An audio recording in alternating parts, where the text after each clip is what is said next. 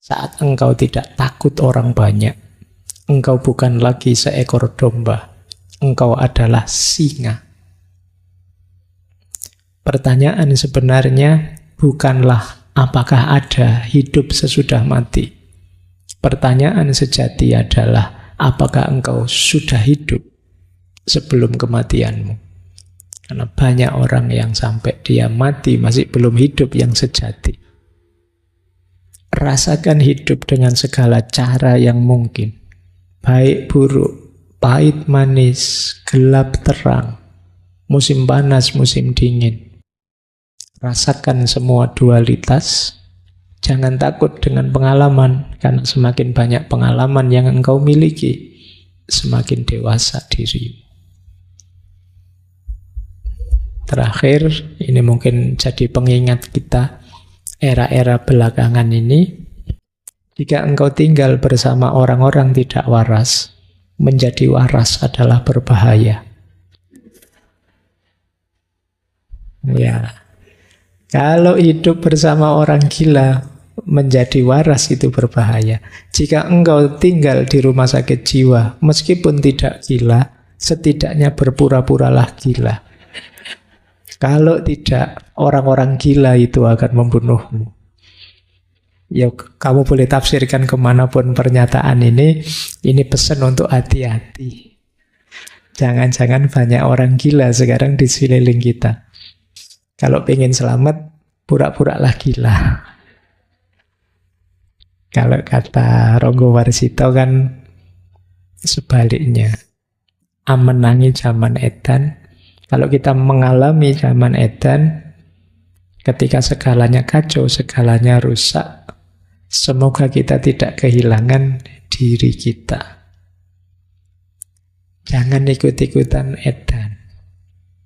Meskipun kalau kita ndak edan, ndak kebagian apa-apa. Jadi ini zaman yang serba membingungkan. Mau ikut edan, mosok kita milih hidup yang edan. Tapi kalau saya ndak edan, ndak kebagian apa-apa nanti. Itu kan membingungkan. Tapi pesannya Ronggo Warsito, apapun yang terjadi, tetap pilihlah hidup waras. Karena seenak-enaknya orang edan, tetap lebih enak waras. Maka penting bagi kita untuk eling lan waspada. Sebelum kita mencintai keluar, kata Osho, kita harus mencintai diri kita sendiri. Ini dasarnya sudah. Tidak mungkin kita bisa mencintai yang di luar diri kita kalau kita belum mencintai diri kita. Kata Osho, jika seseorang tidak bisa mencintai dirinya sendiri, dia juga tidak bisa mencintai orang lain. Seorang pria yang mencintai dirinya sendiri mengambil langkah pertama menuju cinta sejati. Ibarat melempar kerikil ke dalam danau yang sunyi, riak melingkar pertama akan muncul di sekitar kerikil, sangat dekat dengan kerikil tersebut. Dan kemudian riak itu akan terus menyebar hingga mencapai pantai terjauh. Jika engkau menghentikan riak yang muncul di dekat kerikil, tidak akan ada riak lain sama sekali. Jadi kalau kita melemparkan batu ke sungai yang airnya tenang, itu kan nanti ada buletan gelombangnya. Yang paling awal paling dekat dengan batunya. Terus tambah luas sampai pinggir. Kalau buletan paling awal tidak mungkin ada buletan gelombang selanjutnya. Yang paling awal itu simbol dari cinta kita pada diri kita sendiri. Kalau kita tidak mencintai diri kita sendiri, bagaimana kita bisa mencintai yang lain? Ada uraian selanjutnya. Kata Osho, pria yang mencintai dirinya sendiri akan menghormati dirinya sendiri. Dan orang yang mencintai dan menghormati dirinya sendiri akan menghormati orang lain. Karena dia tahu, sama seperti saya, orang lain juga demikian. Sama seperti saya menikmati cinta, hormat, martabat, begitu pula orang lain. Kalau saya menghargai diri saya tahu caranya menghargai orang lain. Kalau saya mencintai diri saya tahu caranya mencintai orang lain. Betul. Oh, ternyata diperhatikan itu enak. Ya, saya tahu berarti untuk membahagiakan orang lain saya harus memperhatikannya. Jadi kalau kita peduli dengan diri kita akan tahu apa yang membuat kita bahagia, senang, nyaman, dan pada akhirnya kita bisa melakukannya untuk orang lain. Kalau kita jarang mandi misalnya, terus kita, ternyata tidak mandi 3 hari, tidak apa-apa kok Pak, buktinya saya masih senang-senang saja misalnya. Ya kamu akan cenderung misalnya ngasih nasihat ke teman, mau sudahlah, ndak mandi, ndak apa-apa. Saya saja contohnya begini. Kamu contohnya dirimu. Jadi kalau kamu menghargai dirimu, kamu tahu caranya menghargai orang lain. Kalian misalnya yang terbiasa, apa wis kan ada, kalau ngomong kasar misalnya, lu ternyata ngomong kasar itu asik kok Pak. Akhirnya kan kamu juga kepada temanmu yang lain juga seneng ngomong kasar.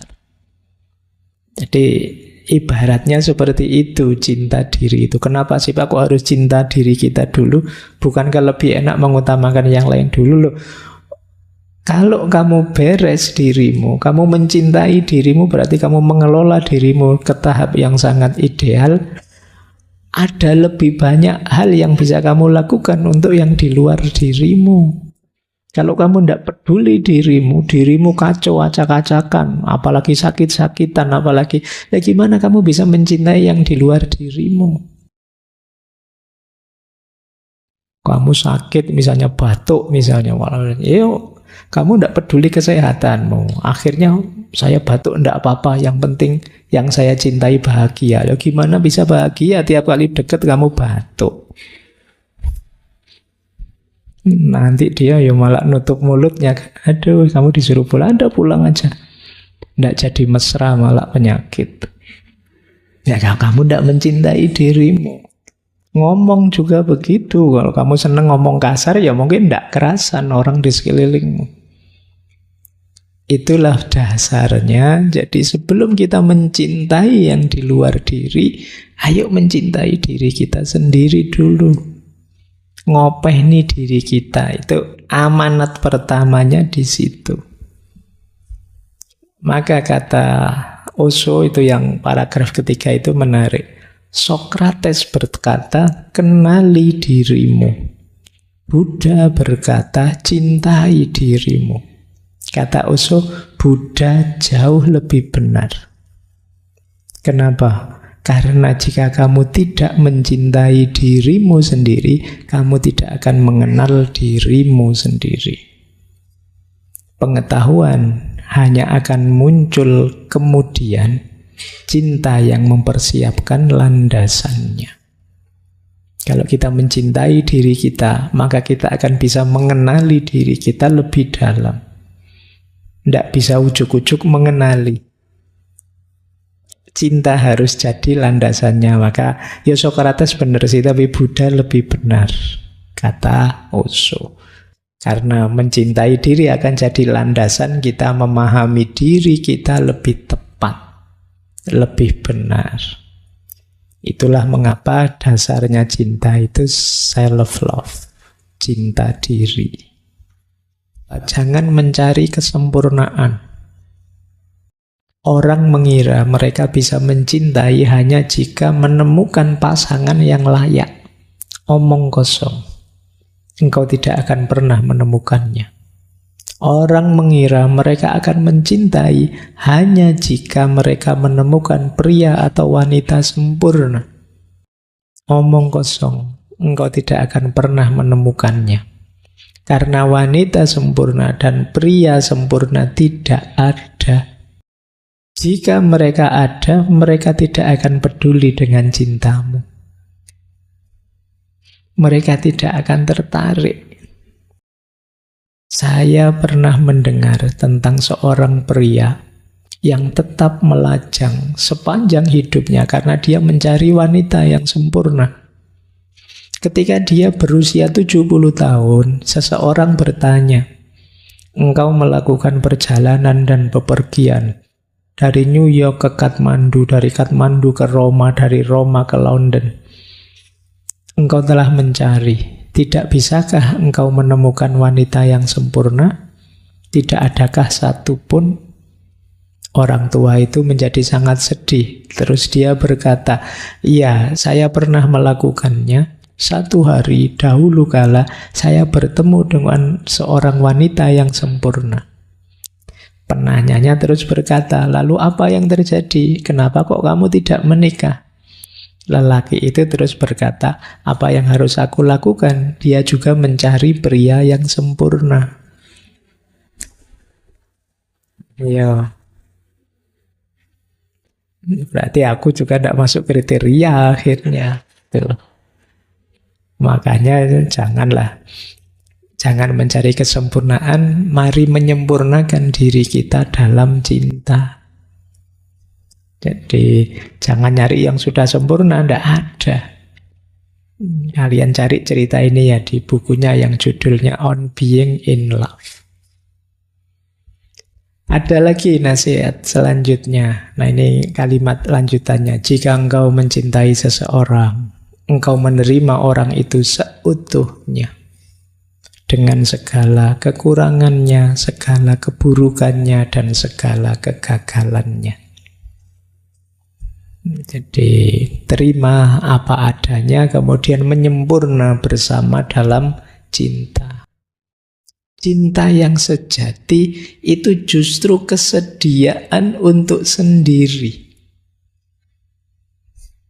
Ini menarik ya. Kita kan selama ini pokoknya hidup mati berdua kemana-mana bareng. Tapi also kebalikannya enggak. Orang yang benar-benar mencintai itu justru orang yang siap sendiri. Demi apa? Demi kebebasanmu. Demi kebahagiaan. Dan orang yang siap sendirilah yang dia akan bisa berbagi. Tadi kan cirinya yang dewasa berbagi. Siap sendiri bukan berarti tidak jadi nyari pasangan, Pak. Tidak begitu maksudnya. Jadi siap sendiri itu kata Osho, kebenaran eksistensial hanya orang yang mampu menyendiri, yang mampu mencintai, berbagi, dan menyelami inti terdalam cinta. Cinta bukan sebuah hubungan, cinta itu keadaan. Tidak ada hubungannya dengan orang lain. Seseorang tidak sedang jatuh cinta, orang itulah cinta itu. Tentu saja ketika seseorang sedang jatuh cinta, memang dia jatuh cinta, ya itulah hasilnya. Jadi kita berubah jadi cinta, kok tiba-tiba memang ada lawan jenis yang kita cintai, yaitu efeknya. Tapi tidak hanya dia yang kita cintai, semua juga kita cintai. Nah, kadang-kadang justru dalam cinta itu kita siap menyendiri jadi diri kita untuk bisa berbagi lebih banyak pada yang kita cintai. Jadi ini mirip nanti kayak dulu di Khalil Gibran bahwa cinta itu justru yang kuat seperti tiang-tiang, ya kayak tiang-tiang masjid ini, tiang-tiang bangunan. Dia tidak boleh terlalu rapat, kurang kuat bangunannya. Biarkan berdiri sendiri di posisinya masing-masing sebagai dirinya sendiri. Justru ketika tidak terlalu rapat akan lebih kuat. Tiang itu kalau sebanyak ini tiang terus dikumpulkan yang tengah, ambruk masjidnya. Tapi kalau biarkan berdiri di posisinya dengan karakter dan fungsinya, justru lebih kuat. Ini teorinya. Menurut Osho, cinta itu ada 3 dimensinya. Kalau teman-teman sedang hidup dalam cinta, coba perhatikan ada di level cinta yang mana yang sedang teman-teman rasakan sekarang. Ada dimensi kebinatangan, ada dimensi kemanusiaan, ada dimensi ketuhanan. Tema kita cinta spiritual itu yang tema dimensi ketuhanan. Dimensi kebinatangan itu berkaitan dengan kebutuhan biologis. Tarikan-tarikan hasrat nafsu. Kata Osho, normal kita punya itu, punya nafsu, punya keinginan. Tapi jangan berhenti di dimensi kebinatangan ini. Kenapa berhenti di dimensi kebinatangan? Jatuhnya kita hanya ingin enak saja. Kita hanya ingin nyaman saja. Kita jadikan yang kita cintai sebagai alat kita untuk memenuhi keinginan dan kebutuhan kita. Cinta yang berhenti di dimensi kebinatangan jatuhnya eksploitatif. Jadi jatuhnya memperbudak. Kata Osho, posesif. Kamu hanya milikku, tugasmu menggembirakanku, memenuhi keinginanku. Pokoknya segala kepentinganku harus terpenuhi dengan kehadiranmu. Nah, ini level kebinatangan. Yang kedua, level kemanusiaan. Kalau ini yang kita rasakan selama ini. Kalau yang pertama tadi kebutuhan biologis, kalau ini kebutuhan psikologis. Kita sama-sama saling butuh, kita sama-sama ingin menggembirakan, saling menguntungkan, membebaskan, tidak posesif. Nah, ini dimensi kemanusiaan. Cinta yang saling berbagi, saling setara. Ini dimensi kemanusiaan. Nah, jadi semacam kebalikannya yang biologis. Kalau ini saling membebaskan, engkau jadi dirimu, aku jadi diriku, dan kita saling mendukung dalam kebersamaan kita. Oke, terus ya. Yang ketiga, dimensi ketuhanan. Kalau di dimensi ketuhanan ini sifatnya eksistensial. Tidak lagi melihat aku berhubungan dengan siapa. Siapa yang aku cintai dan siapa yang tidak aku cintai. Dalam dimensi ketuhanan itu, aku sudah berubah jadi cinta itu sendiri. Pribadiku sudah jadi pribadi seorang yang pecinta. Kalau di nomor 1, nomor 2 cinta itu jenisnya masih hubungan. Tapi di nomor 3 tidak. Jadi fokus yang nomor 3 itu bagaimana membentuk diri kita jadi pribadi penuh cinta. Terhadap apapun, sikap kita, perilaku kita itu perilaku mencintai. Ini cinta di dimensi ketuhanan. Kita menjelma jadi seorang pecinta. Orang yang menjelma jadi seorang pecinta itu ketemu apapun, mode dan modusnya adalah modus mencintai. Modus mencintai itu ya modus ingin memberikan yang terbaik pada siapapun yang ada di hadapanku, di posisi apapun, di peran apapun. Ini cinta level ketuhanan. Diri kita sudah berubah jadi cinta itu sendiri. Makanya kata Osho, kalau masih jenisnya hubungan yang masih milih-milih aku mencintaimu dan aku tidak mencintai dia, ini masih belum di level ketuhanan. Kalau sudah level ketuhanan itu siapapun kita cintai. Sama seperti Allah itu kan siapapun hambanya. Ada yang mukmin, ada yang kafir, semuanya dicintai. Semuanya ditunggu untuk kembali.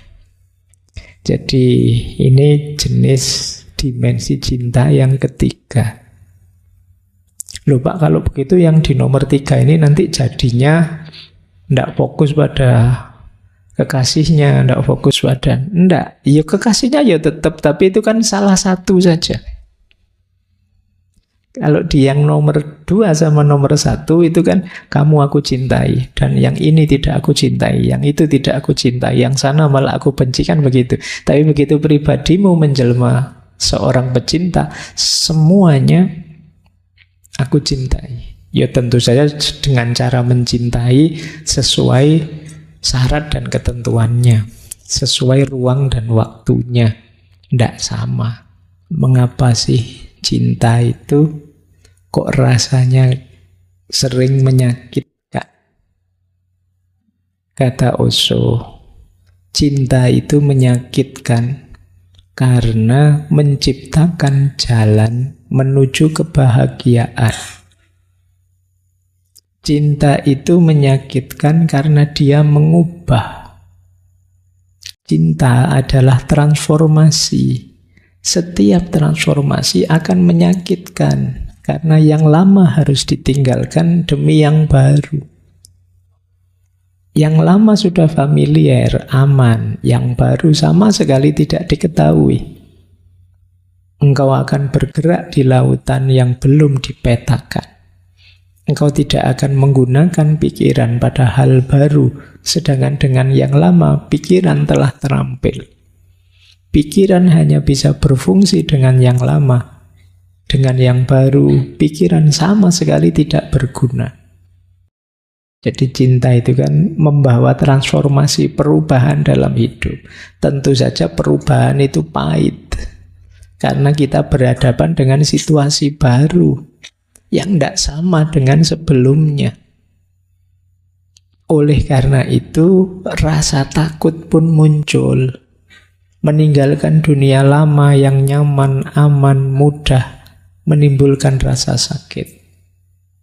Sakit yang sama dirasakan seorang anak ketika keluar dari rahim ibunya.